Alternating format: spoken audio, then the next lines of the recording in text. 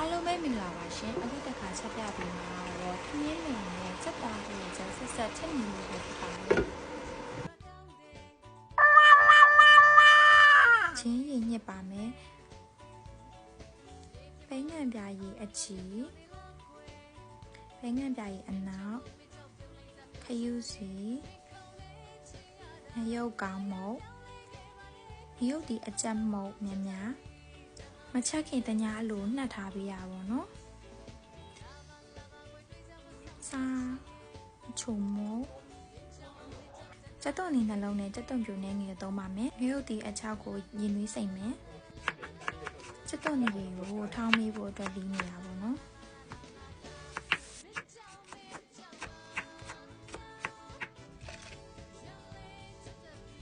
ထောင်းရလွယ်အောင်စားလေးထည့်ပါတယ်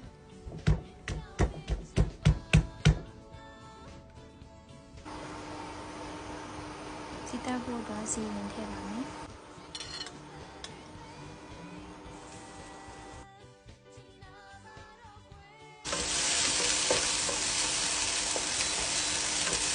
ရုပ်ဒီစိမ့်မှုထည့်ပါမယ်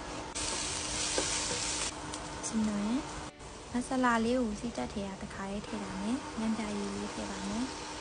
စိမ့်စားငပိလေးပါထည့်ချင်ရပါတယ်ကလဝေးရွက်ကြိုက်တဲ့လူတွေထည့်လို့ရပါတယ်ဒီအများကြီးတမ်းမထည့်ပဲနဲ့စီပူမှာတစ်ချက်လောက်လှိမ့်လိုက်ပါဦးမယ်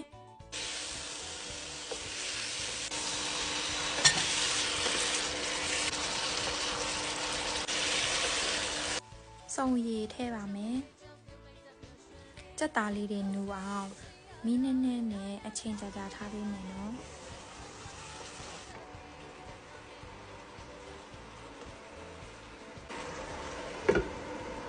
ရေနဲ့ရေလောက်တော့ထည့်ပေးဖြစ်ပါတယ်မဆလာလေးထည့်ပါမယ်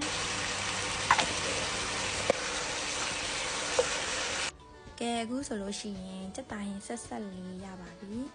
အမြဲတငယ်ချင်းတွေကိုခေါ်ချွေးလိုက်လေအရန်သူတို့ထမင်းမယ်ဟင်းလေးပေါ့နော်သူတို့အရန်ကြိုက်ကြတယ်ဟင်းလေးပါချက်ကြည့်ကြပါလို့အားလုံးပဲတတ်တာပါ